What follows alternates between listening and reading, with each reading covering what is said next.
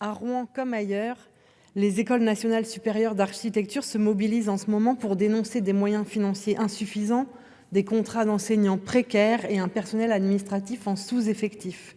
Et la création de quelques CDD de remplacement sur des postes administratifs ne suffira pas, je crois, à éteindre cette colère.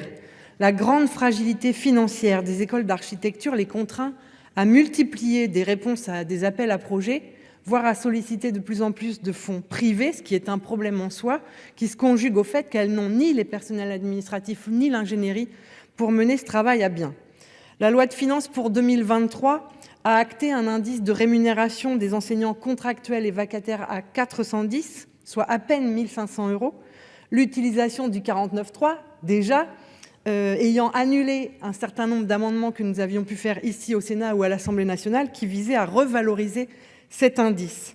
Pouvez-vous m'assurer, Madame la Ministre, que la prochaine loi de finances accédera à la demande des personnels d'un indice à 517, ce qui équivaudrait à un salaire d'environ 2 000 €?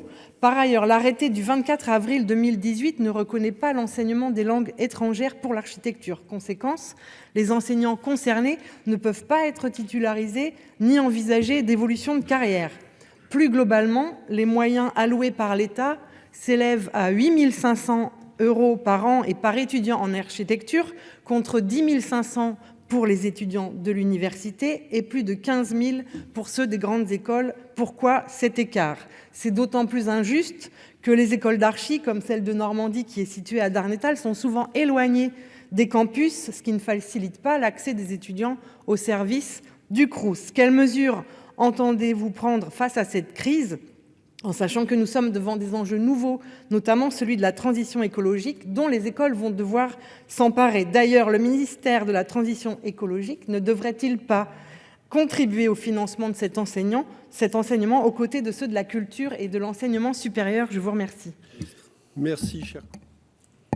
Monsieur le Président, Madame la sénatrice Brulin, merci d'avoir terminé sur la transition écologique, parce qu'effectivement, je suis complètement convaincue qu'on a là un vivier avec nos 20 000 étudiants des écoles nationales supérieures d'architecture qui donnent énormément d'espoir pour l'avenir, puisque ce sont eux qui vont penser la ville de demain, les logements de demain, la manière d'habiter le monde demain. Donc on a là un véritable enjeu qui pour moi est très important. C'est pour ça d'ailleurs que j'ai voulu créer un prix pour valoriser ces projets de transition écologique pour les dernières années. Concernant l'École nationale supérieure d'architecture de Normandie que vous avez citée, là on a eu un cas très spécifique où plusieurs congés, maladies, maternités se sont cumulés au service formation et qui ont conduit la direction à repousser d'une semaine la rentrée du deuxième semestre. On a réussi à trouver une solution pour régler cette situation précise. Et d'ailleurs, les représentants des personnels de cette école vont être de nouveau reçus ce vendredi par mes services.